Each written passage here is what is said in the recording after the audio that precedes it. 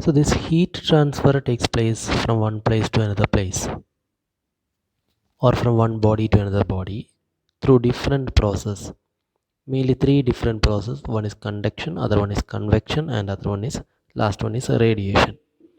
So through solid objects, if heat transfer happens, that is conduction.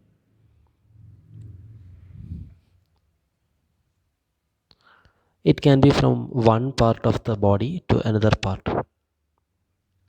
So heat flows from one part of a body at high temperature to another part of the body through low temperature. So it happens in through the interior molecular collisions. So there is no actual movement of the particle, there is no movement of the matter, only heat energy is transferred through the material. So through this way, heat transfer will happen only when objects are in contact. So only when the objects are in contact, the heat transfer happens. So related to conduction, the process of conduction,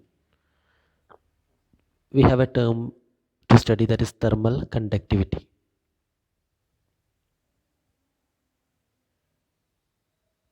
So to understand this thermal conductivity, let us consider a road. For example, a road, metallic rod of length L. Let's take it of length L. So this is the metallic rod, and let it be of length L. And this metallic rod is touching at two different temperatures. For example, this side is kept in contact with a hot body, so that its temperature is T1. It's at a higher temperature T1, and this body is this side of the body is at a lower temperature, and this is the cold end of the body, and this cold end is at a temperature T2. So it is seen that it is observed that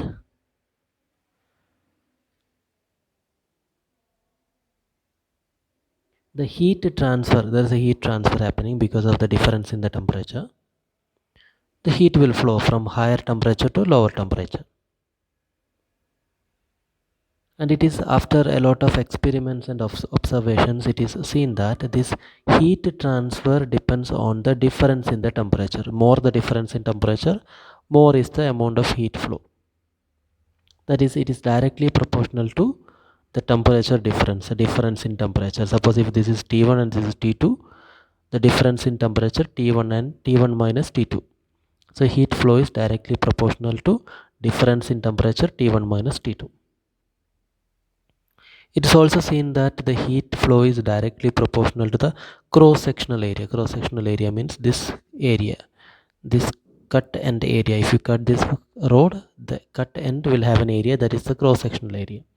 So more the cross-sectional area, heat transfer is also more. So heat transfer is directly proportional to the area of cross-section. And it is directly proportional to the time over which you allow the heat to flow. So it's directly proportional to the time for which the heat flows. You can say like that. It is seen that this heat flow is inversely proportional to length of this conductor. So more the length, the heat flow will be slow. We all know that if this road is of very large length, heat flow will take time. It will not be effective. So heat flow depends on one more important point, that is the material, nature of the material by which it is made of. There are material which can allow heat flow very easily. Some materials will not allow the heat flow easily. So 5 points to be considered: mainly nature of the material, area of cross section of the road, difference in the temperature, and time through which the heat flows, and length of this material, length of this road. So considering all these factors, we can write an equation, a proportional equation, that is the heat flow Q is proportional to area difference in temperature, time, and inversely proportional to length. So wherever we have a proportionality, we can replace with a constant, and this constant here is known as coefficient of thermal conductivity, and that constant is assigned a letter k. So k is the letter given for that. So equation becomes q is equal to ka t1 minus t2 into small t by L. This k, if you write k, will be q into L by a t1 minus t2 into small t. We can write, if you want, we can write k is equal to, from here we can write k is equal to q into L divided by a t1 minus t2 into small t. We can write like this. So this is the unit of this k. This is just, I have written this to show you what is the unit of k. K, its unit will be, q unit is joule,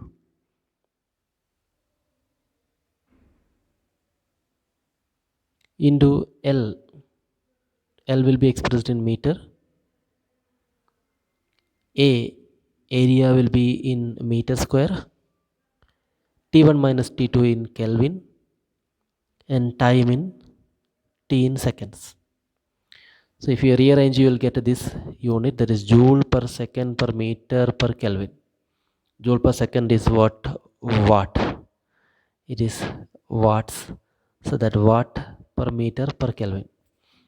This is unit of this K, which is known as coefficient of thermal conductivity of the given material, and this will be different for different material. So I can give a definition for K. For that, what I can do is I can take a rod of length 1 meter, make it this L as 1 meter, having area of cross section 1 meter square. Allow the heat to pass for 1 second for a difference in temperature of 1 Kelvin. That means I can define this quantity K as the amount of heat flows per unit time through unit cross sectional area per unit length of the rod when its opposite faces are kept at a temperature difference of 1 degree. That is when all the other factors are 1, that is A is 1, T1 minus T2 is 1, small t is equal to 1, and L is 1, then Q is equal to K. So that's about coefficient of thermal conductivity K.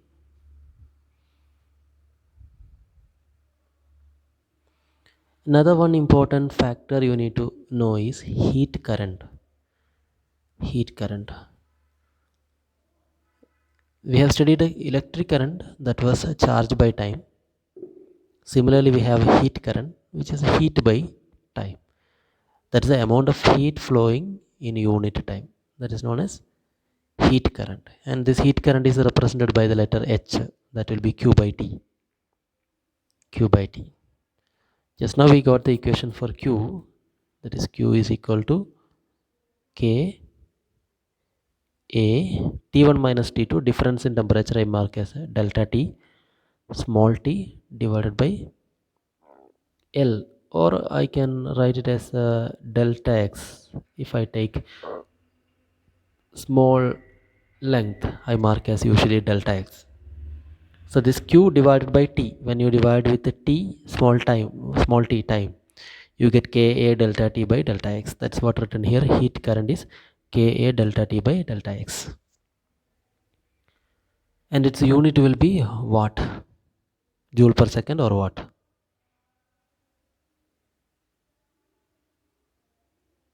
You can check that also, how you are getting as joule per second.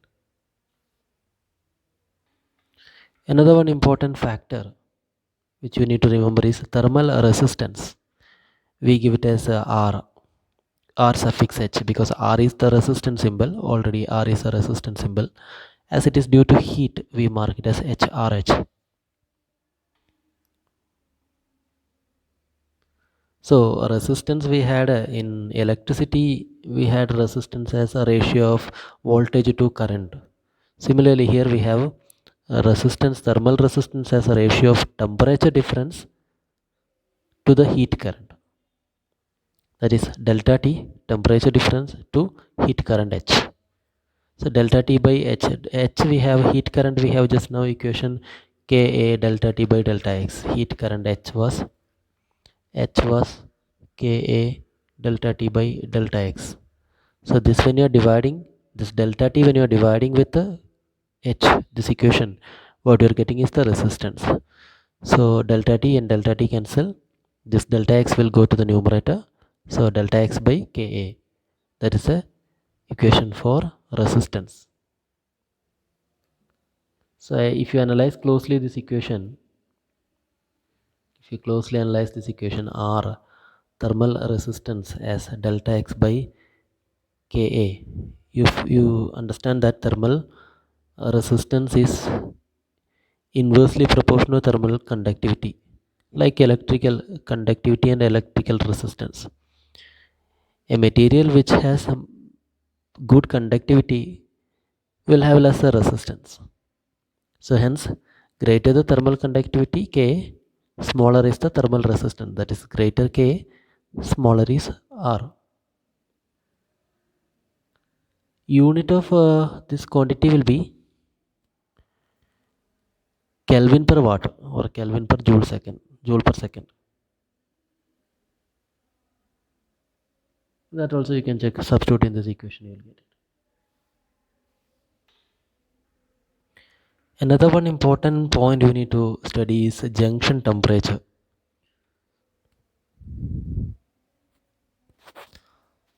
So for example, you take two metal pieces of copper at different temperatures, join them. What is the temperature at the junction? Otherwise, you take single conductor, a copper rod, you take, maintain the ends of this conductor at two different temperatures. Like you can heat it from one side, then automatically the temperature on either ends will be different. So what is the temperature at the junction? That is what we are going to check now. So for that we can, for a simplicity, let's consider two different conductors. Let's consider two conductors A and B. That's more required. So let's consider two conductors A and B in contact. We keep them in contact. The temperatures on extreme ends are T1 and T2. These two. Let the junction, this is the junction, this is at temperature T1, this is at temperature T2. This is hot area, this is cold area. This is hot, this is cold.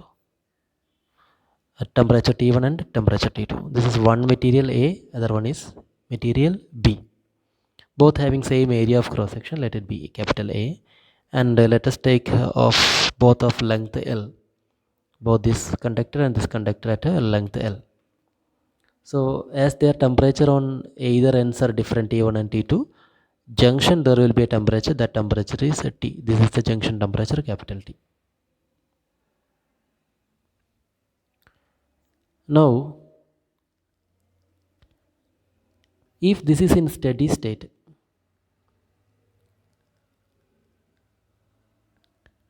if these conductors are in steady state, the rate at which heat flows, that means in 1 second the heat flows through A and the heat flows through B will be equal. That means there is a proper heat exchange and there is a proper heat flow.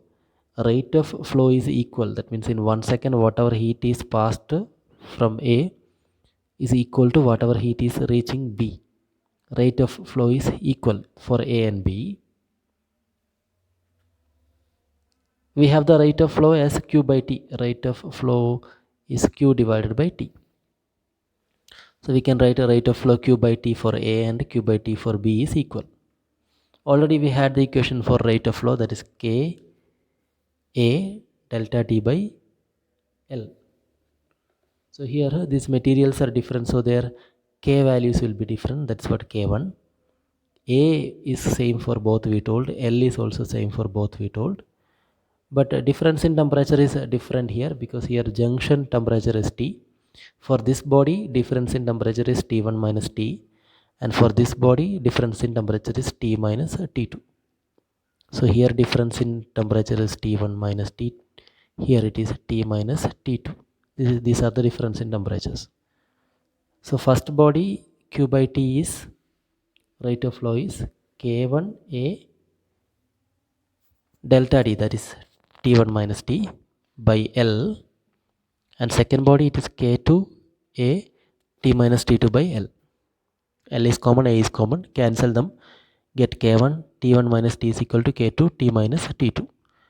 Just expand the bracket, you get K1 into T1, K1 into T minus is here K2 into T minus K2 into T2. Now we can take this T1 terms and T terms together. That is, this term you can bring here K1 T1 to the right side. Here you can bring this T term, you can bring it here.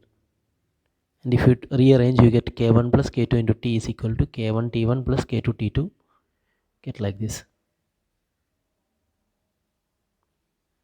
Which means this junction temperature T I can write as K1 T1 plus K2 T2 by K1 plus K2. K1 T1 plus K2 T2 by K1 plus K2. This is the junction temperature.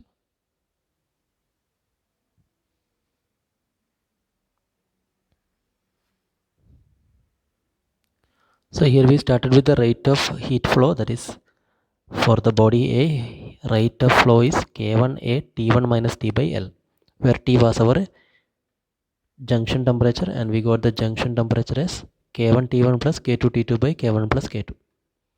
Now if you keep these two objects together, they act as a single object. Equivalently, they behave like a single object.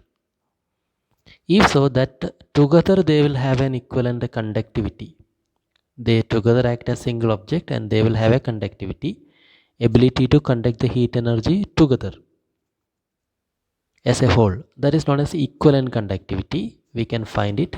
This compound bar, this together, they are two bars together, their equivalent conductivity we can find. So for example, first one's heat rate of heat flow or heat current we take Q by T, that was K1A into T1 minus T, just a T only, by L.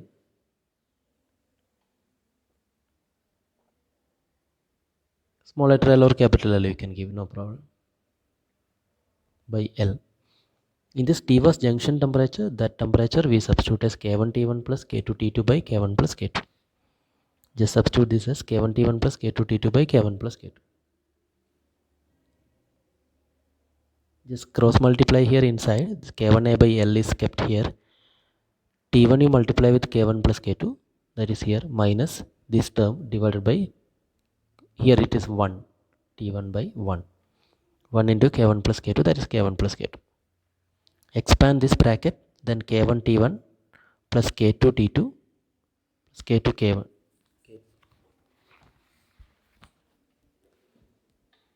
K1 T1 plus K2 T1 minus K1 T1 plus this minus will come here, minus K2 T2. K1 T1 cancels. What remains is K2 into T1 minus K2 into T2. That is K2 into T1 minus T2. T1 minus T2 is here.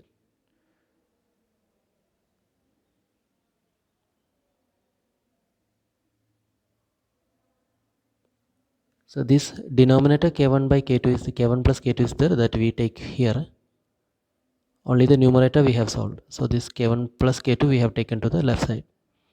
So K1 is already here. K1 from this K1 previous equation was K1A by L. Along with that, this K1 plus K2 also will come.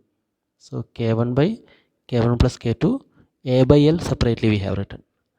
And this term will reduce to K2 T1 minus T2. So we get K1 K2 by K1 plus K2 A into T1 minus T2 by L. This takes the previous format of general equation was K.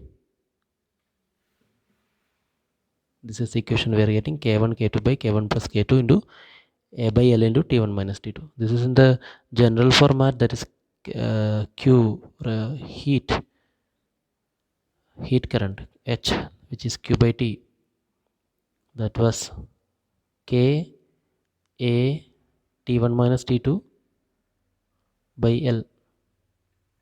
So here K is the equivalent conductivity. Here K is equivalent conductivity. So you comparing that, K will be equivalent conductivity will be K1 K2 by K1 plus K2. So when you are connecting two objects together having different thermal conductivities, the equivalent conductivity is K1 K2 by K1 plus K2.